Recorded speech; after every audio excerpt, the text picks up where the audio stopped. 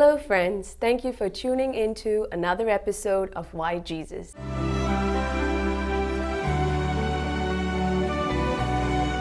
Today we have Akhil from Connecticut, USA. Hi Akhil, welcome to Why Jesus. Hi Viji, thank you for having me here on Why Jesus. Akhil, before we even go on with the show, can you tell us a little more about yourself, your family, what you currently do? So my name is Akhil, as you already know. I am 17 years old. I am from Connecticut, United States, and I have an older brother and a mom and dad. And I recently just graduated from high school, and I'll be attending the University of Connecticut in the fall to pursue a biology degree. So are you planning to become a teacher? Not at all. Teaching has always been a thing I like, but I'd like to go into pre-medical if allowed, and if I back out of that, to go into genetics field. We had another guest, Akhil, and she actually did a twinning kind of program. She did a couple of years in Jersey, and then she went out to the Caribbean. Is your course something like that too? I'd like to stay here within the United States, hopefully complete all my years at UConn, or maybe head out to another prestigious college, but I'd like to stay within the United States for medical related courses and stuff like that. So in order to apply for medical school, you have to get a prerequisite in any basic degree. Is that how it works? So you could major in any degree, but you have to take at least 7 to 8 classes, and they have to be from biology, chemistry, physics, calculus, statistics, and sociology, or in a language. So as long as you cover those prerequisites, then you'll all be set to, or you'll be qualified to apply for medical school. So how was your interest aroused to this field of medicine? So for me, growing up, I always went to a doctor. I had severe cases of asthma and eczema, and for me, having been surrounded by doctors growing up all this time, I figured that for me, the best way to help or give back to the community for how they helped me would be to help kids my age when I grew up, and to not let them go through what I did or what I let happen. Now, you also mentioned genetic engineering. Mm-hmm. So how was your interest aroused in that field? It's not very common that you hear youngsters say that they want to become a genetic engineer. So freshman year biology, one of the first 2 units you learn is genetics, and genetics has interested me because it defines how we became to be, how we look, how we are, how we act, how we are, and it's just an interesting thing that you can manipulate all these different traits or genes and become a different person.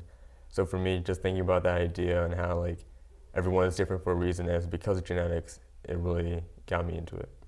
Now, it's a very controversial topic. Mm-hmm. Do you think there are good sides to it and bad sides to it?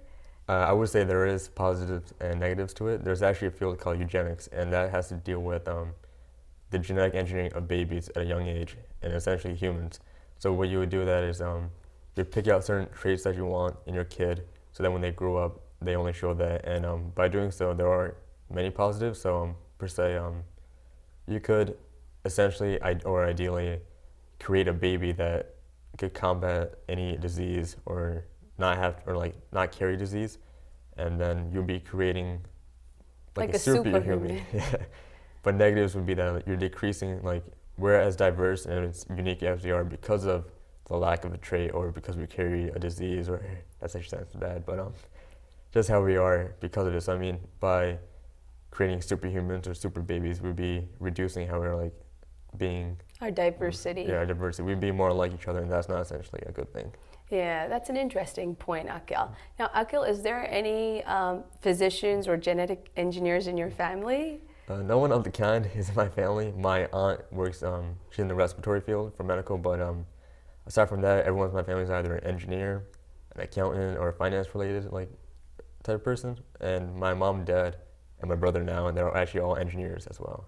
Oh, so did you ever get pressurized by them to take up engineering, to carry on the family lineage of engineers? I was strongly persuaded by my parents to go into say computer engineering or mechanical, but for me, engineering hasn't always been the thing that interested me. I find it to be quite boring, to be honest. So for me, just how science affects me, how I like learning about science, genetics, and things of that kind, I figured medical would be the best way to go for a profession. How did you manage to convince them?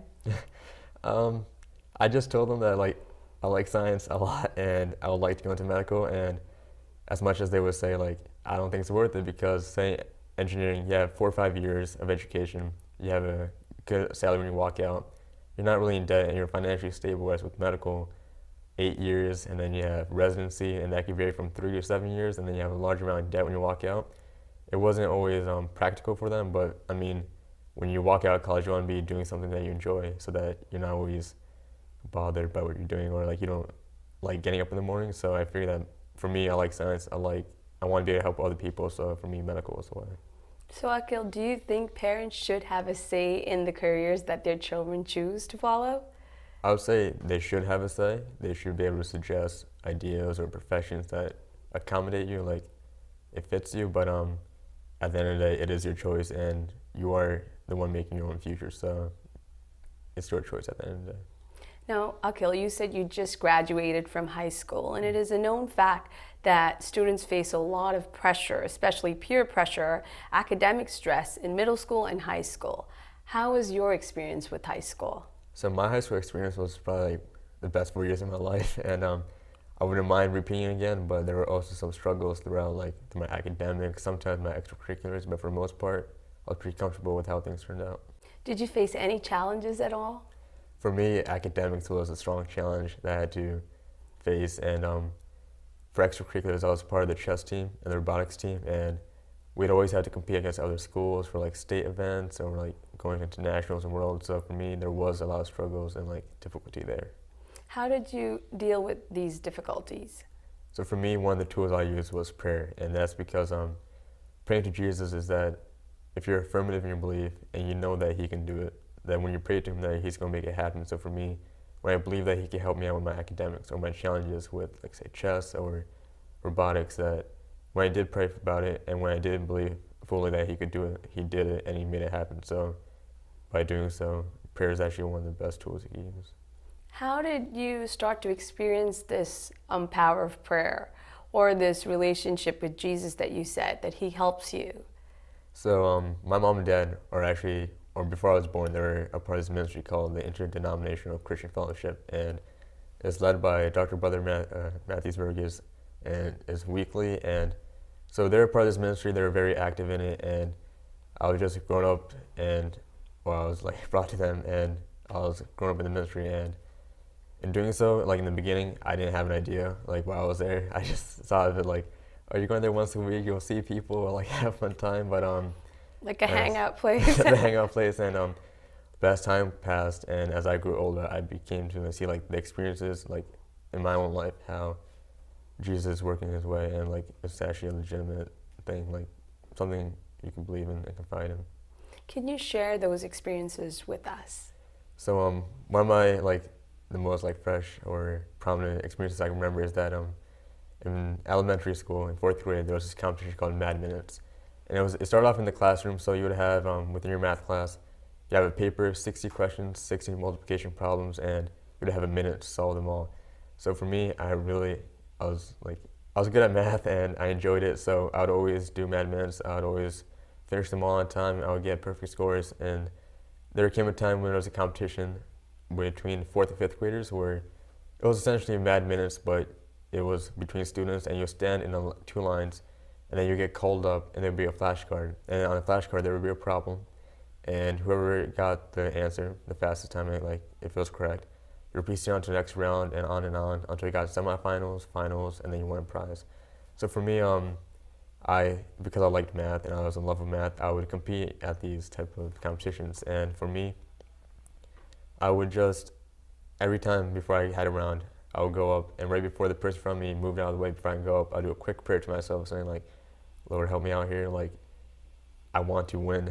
I want to get the prize, whatever it was. So, and it worked out that every time I would go for my round, I would get it correct, and for 2 years in a row, I was a champion, and then I graduated from elementary, so I couldn't keep going, but just the way He showed me that, like, He was working that quickly within like seconds or minutes and helping me out. He was from like young age in elementary, I began to believe, and then in middle school and high school, things get tougher. Like your classes and the rigor of it increases. So for me, freshman year of biology in high school, there was this one ecology test, and I personally hate ecology. And I remember there was a Saturday night that the fellowship came over just for a meeting, and it was a 4-chapter ecology test. I couldn't study. I I didn't like it at all either. So I mean, for me, it wasn't interesting enough to study, and it was a bit noisy upstairs. So I went down to my basement to study, and there was some noise down there, but I still couldn't study. I just wanted to play around and do something. And so I kind of just said like, whatever, I'm not even going to study for it. I'll just pray about it before I go to taking the test. Monday morning, I walked into class, and when I sat down, I just did a quick prayer to myself, and then I got the test. The test, my teacher kept saying it was going to be the hardest test you would take this year. But I saw the questions, it looked pretty easy, and just through the quick prayer I had, I finished the test pretty early, and I ended up getting a 96 on it, surprisingly. So I mean, I saw that Jesus, like, he was still helping me out with my academics and whatnot. And then being part of the chess team within our state, or like within our region and county, we're regarded, Danbury High School is regarded as one of the best, for having one of the best chess teams around. So after joining the team, I gained a spot on one of the starters to start and compete against other schools. And I was always nervous, and like I didn't want to be that person who made the team lose or and like bring a record down. Put the blame on someone else, right? So I would always pray about it, and before a match would start, I would say like, Lord, help me get like the knowledge and the grace to make the right moves, right decisions, and like to like crush the opponent. And I basically had a perfect record for 2 years, and we had the championship, we held the trophies and whatnot for 2 years as well. So I mean, he was helping me out in my extracurriculars as well. And then I joined the robotics team junior year, and that's where I saw a majority of like Jesus' help within my life. So I remember junior year, there were 4 qualifying events to go on to states, and then you would go on to Worlds for robotics. And in the second competition, I was the driver for my team, and we got to quarterfinals, and we knew we can get it. It was just one of those early competitions, so like the robots weren't too hard, they weren't like too difficult to handle, and we were doing fine. And then we didn't make it, sadly, but we got to the final event, and the final event was at my school. So the night before, we stayed until like 11 o'clock just setting up all the equipment, the tables and everything. And I got home, and the only thing that was on my mind was that I wasn't able to make my team qualify yet for states, and if we didn't go to states, we couldn't go to Worlds. And the only thing on my mind was I wanted to take my team to states. I wanted to go to Worlds. I want to show everyone like how good Danbury High School is, like what we're known and like we're recognized for. And I sat at my desk, and like mom and dad were like, "Oh, go to bed. You need your sleep because you're gonna be up at 6. You need to get to school. You need to drive anything tomorrow." I was like, yeah. But like, I just prayed about it for about like 2 hours. I just couldn't stop thinking about it. And coincidentally, not a coincidence, but the next day we got there. I was the first one to show up. I drove around for a bit. I felt comfortable, and then we began our matches. And in the qualifying matches, every team had played 5 matches, and then you'd be ranked according to how you're doing, like your win-loss.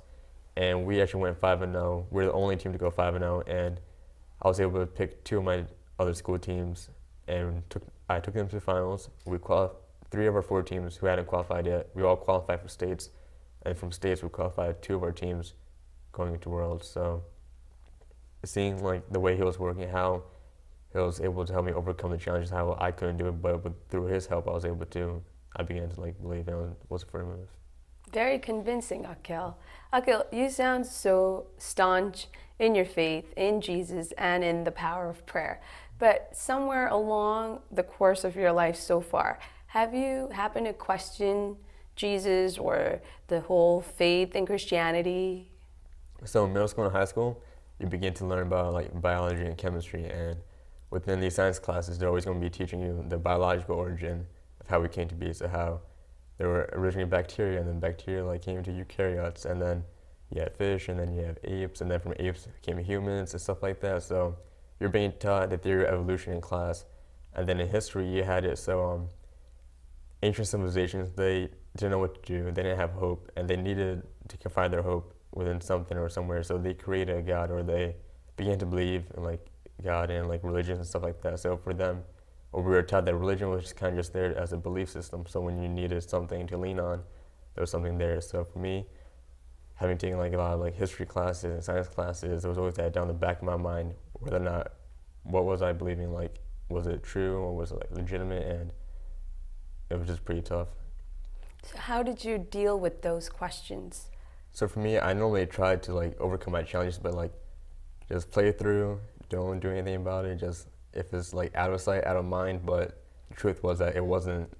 When I was out of sight, it was still in my mind. So for me, I had to pray about it and just like going to the ministry and whatnot, when you think about like the messages they're telling you, and like when you look at the Bible itself, that everything from the beginning to the end is all fact. It really reaffirms your belief, and kind of just like they're teaching what they're teaching you in class because you have to know it, but it doesn't necessarily mean it's true.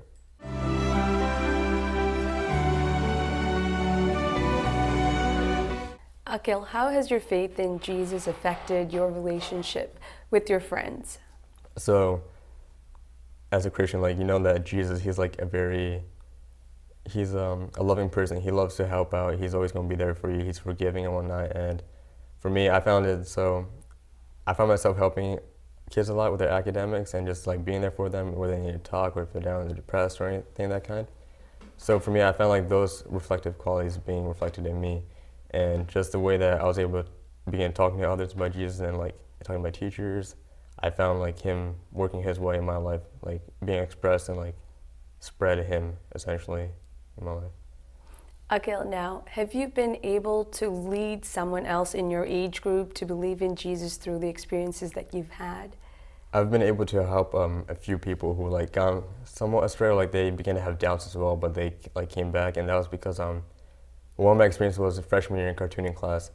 I sat at my table and like it was the day before my final, and we're just talking about like religion in general, and then we got to the topic of Christianity. And one of my friends, Marcus, he's a believer, and he would have his doubts and whatnot. And I remember I just began talking about like stories from the Bible, and I began talking about the ministry. I showed him the website and whatnot, and his belief, like he began like, oh wow, this is actually like pretty amazing, incredible. So then he was able to like reaffirm his belief, and then he actually became more able to talk about it in the open without worrying like what others will say or like how you be judged. And in my junior year of high school, my teacher from my English class, she's Christian as well, and she had in life where she began as a Christian because her mom and dad, they were from in belief, and then she went astray. Like she became an alcoholic. She went through a depression and things of that kind.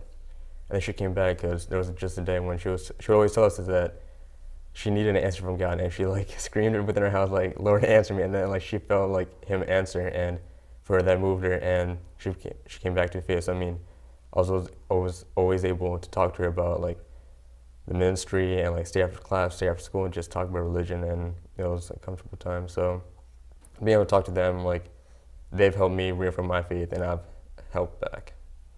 Now, Akhil, for a person who has never known about Jesus, what would you say is the greatest quality of Jesus that you love the most? So the greatest quality I would say about Jesus is that it's his forgiving nature. Whether like you can't avoid making a mistake, and the thing is that even when you make a mistake, you're either bound to make it like it's going to happen again, but you always have to get back up and keep trying to not make that mistake. And with Jesus is that it's like it's not 3 strikes you're out. It's you could do it like you shouldn't do it, but like it happens so many times. But if you believe that you can do right from wrong, and that you know that you can change your path, that he's always going to be there to forgive you, and that he's not going to give up on you. He's always going to be there for you. Is there any area about your Christian faith that you have any qualms about? Not necessarily, but when I just think about Christianity as a whole, it started off with like there was a large group of people. They all believed in Christ and they believed in God, and there was always just like the Holy Spirit, God, and Christ. And then there was a division between like Catholicism and Orthodoxy, and then within those two there was more divisions. So I mean, for me, like it kind of bothers me how like it started off with just like there was us, Christ, and God, and like Holy Spirit, and then everyone began to have different beliefs, and then there's like rivalries within Christianity. So I mean, just having multiple, like too many sects per se, it just really bothered me about it. Akhil, is there any person that you look up to in your relationship with Jesus?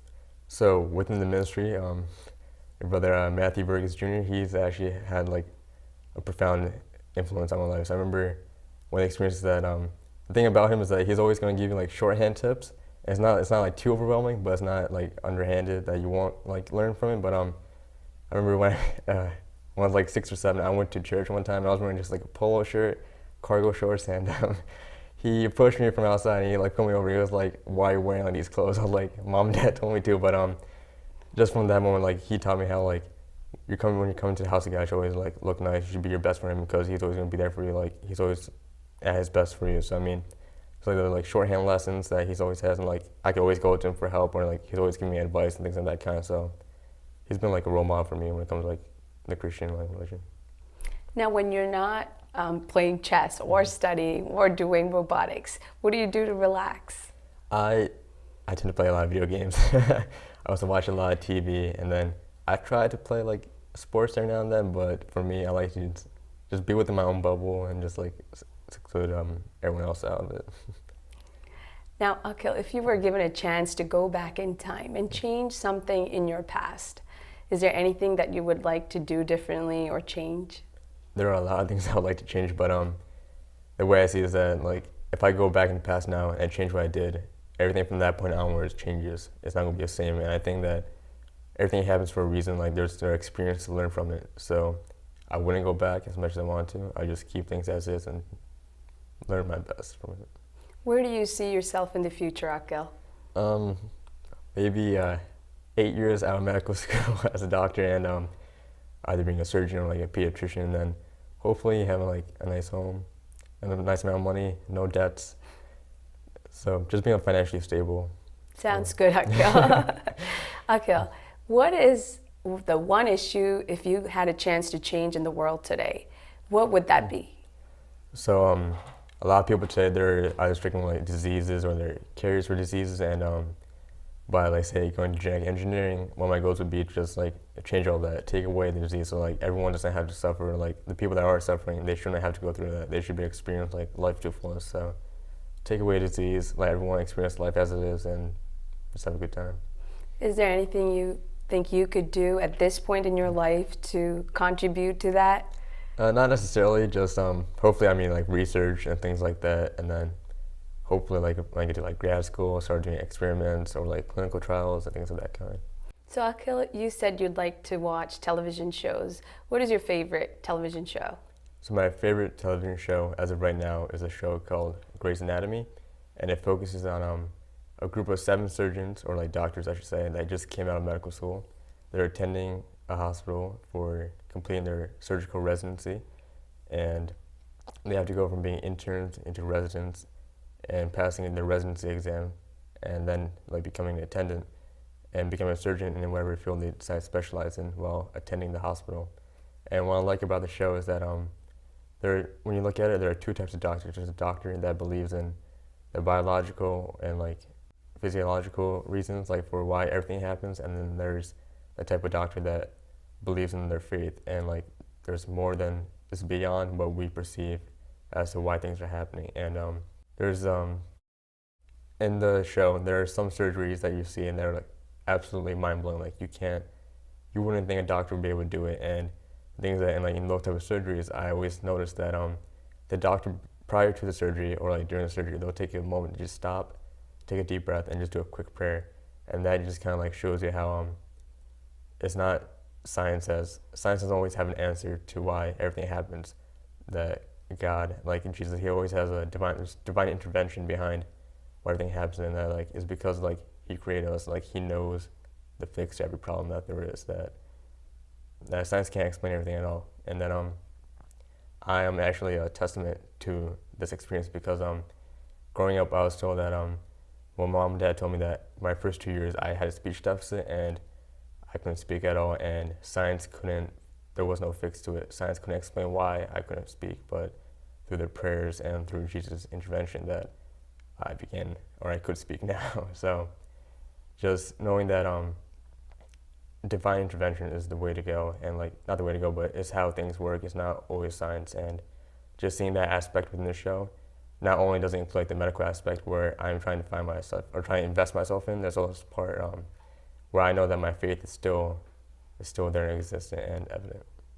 Akhil, as we conclude today's show, from all the experiences that you've had in your life, is there any advice that you'd like to give the youngsters of today?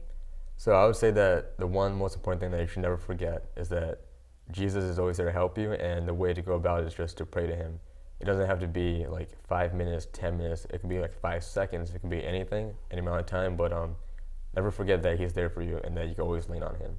Thank you so much, Akhil, for joining us on Why Jesus. We wish you the best of luck for all your future plans. I hope we see you again as Dr. Akhil in the near future. Thank you. Thank you, folks, for joining us on another episode of Why Jesus. I wish that you will join us again, same time next week. Have a great day.